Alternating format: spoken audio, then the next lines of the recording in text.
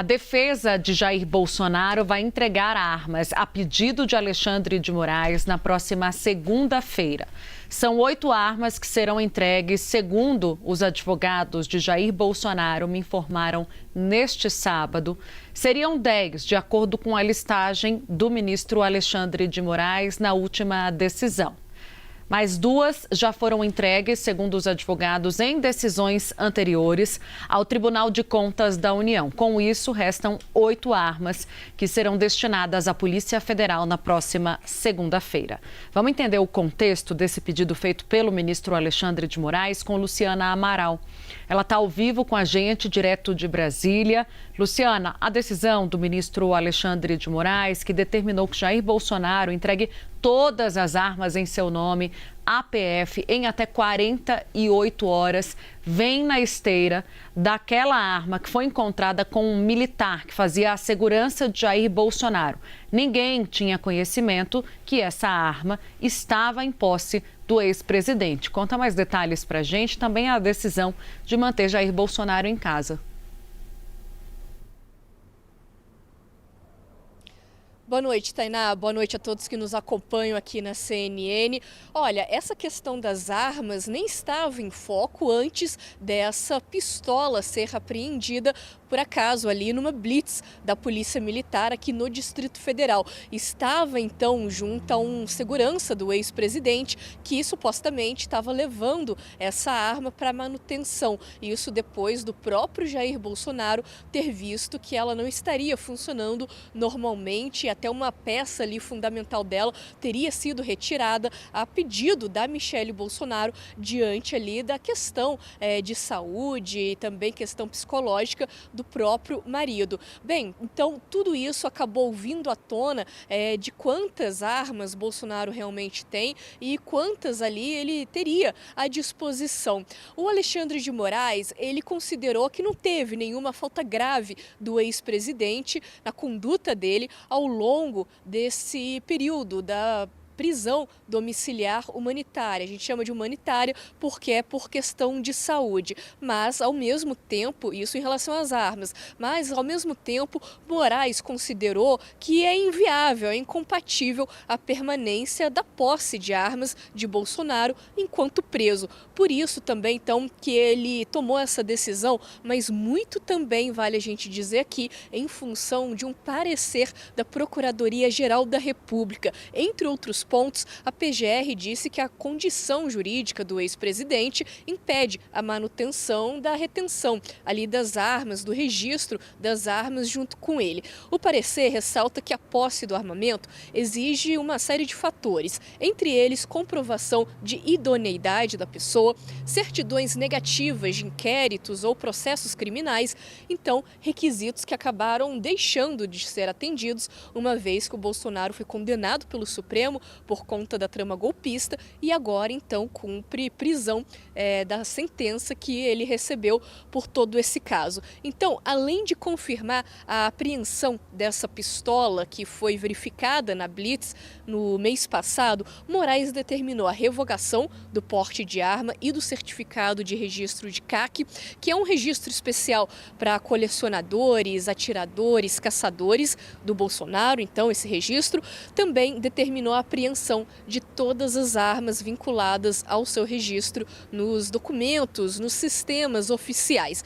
Entre elas estão outras pistolas, carabinas, espingardas e até mesmo fuzis. A defesa deve apresentar todo esse armamento para a Polícia Federal em até 48 horas. A expectativa é de que isso aconteça, então, é claro, nesses próximos dias agora. Nessa mesma decisão, ainda vale a gente destacar aqui, o ministro do Supremo, Alexandre de Moraes, manteve a prisão domiciliar humanitária para o ex-presidente. Essa prisão humanitária, que tinha sido concedida em março deste ano, tinha a validade de 90 dias. Esse prazo agora já se esgotou esgotou, mas Moraes então permitiu que Bolsonaro continue na prisão domiciliar. Agora não tem exatamente um prazo para essa prisão domiciliar acabar. Vai então de acordo com as questões de saúde de Bolsonaro, a melhora dele ao longo dessas próximas semanas, desses próximos meses. Tudo isso ainda está em aberto, mas a decisão agora do Moraes é que, por enquanto, ele mantém a prisão em casa, fica em casa, como queria mesmo ele, a defesa e toda a família. Vale só por fim também ressaltar que se o Bolsonaro deixar de cumprir qualquer medida cautelar ou então ir contra qualquer determinação do Moraes, ele volta para o regime fechado, uma notificação ali que o Moraes fez questão de detalhar e de deixar bem explícito. Qualquer erro, qualquer conduta errada, Bolsonaro volta para o regime fechado. Tainá, volto contigo. Obrigada, Luciana. E o vereador Carlos Bolsonaro disse que visitou o pai hoje e afirmou que o ex-presidente está, abre aspas, ciente de tudo que se passa aqui fora, fecha aspas. A matéria está em destaque no site da CNN Brasil aí para vocês. O Carlos fez um post nas redes sociais e disse que antes dele, o pai recebeu o presidenciável Flávio Bolsonaro. As visitas ocorrem em meio a atritos entre a ex-primeira-dama Michele Bolsonaro e os filhos do ex-presidente. Michele chegou a anunciar nesta semana que deixaria o comando do PL Mulher depois de expor a crise com Flávio em relação a palanques da direita nos estados. Jair Bolsonaro está em prisão domiciliar humanitária em Brasília e Flávio, Carlos, além de Jair Renan, o outro filho de Bolsonaro, tem autorização para visitar o pai às quartas e aos sábados. Vamos com Jussara Soares trazendo o lamento de aliados de Bolsonaro, do veto, para visitar Jair Bolsonaro. Jussara Soares conosco hoje. Ju, queria te ouvir um pouco sobre o que dizem esses aliados em relação às combinações sobre as eleições, Tem uma avaliação ali de que, sem conversar direto com Jair Bolsonaro, mesmo tendo Flávio como interlocutor, fica um pouco difícil de negociar. Oi, Tainá, boa noite para você e a todos. Tainá, só um momentinho aqui, Tainá, que eu estou me ouvindo. Claro. Então, tirar aqui o meu ponto.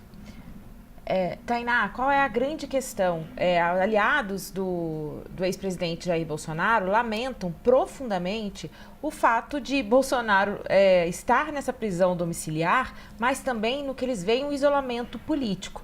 Tainá, tem um ponto aqui que eles falam o seguinte: enquanto Bolsonaro estava na Papudinha, eles tinham acesso ao ex-presidente. Nos 2 meses em que o ex-presidente ficou na Papudinha, ele recebeu pelo menos 15 aliados políticos, entre eles o governador de São Paulo, Tarcísio de Freitas, também recebeu o deputado Nicolas Ferreira, o senador Rogério Marinho, que é o coordenador da campanha de Flávio Bolsonaro, que é o pré-candidato do PL à presidência da República. Então, tudo isso, Tainá, faz com que a família Bolsonaro, só a família acaba tendo acesso ao ex-presidente. O que a gente viu nesses momentos de crise? Justamente os aliados dizendo o seguinte: olha, Jair Bolsonaro está lá, quem tem acesso diariamente é a ex-primeira-dama Michele Bolsonaro. No meio dessa crise, os filhos acabam tendo menos contato, ele só tem contato 2 vezes por semana.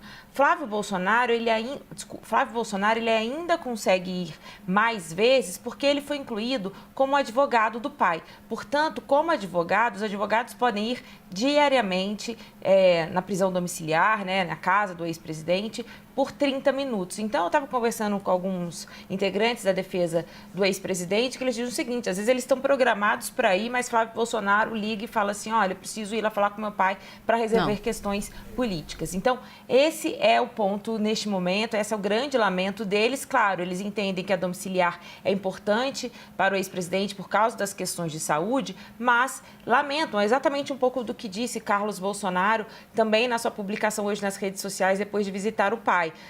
O Carlos Bolsonaro acaba dizendo que é extremamente incomum essa proibição, inclusive de que Bolsonaro não receba visita de outras outras pessoas que não sejam dos próprios filhos. Esse é o ponto aqui, como você estava lembrando, Tainá, no meio dessa crise, os aliados que sempre ficaram aguardando o comando de Bolsonaro para agir, para se posicionar, ficam muito perdidos. Então, esse é o temor que ronda em torno de Bolsonaro diante dessa crise explícita, né? Esse atrito que se tornou público do clã Bolsonaro. Tainá.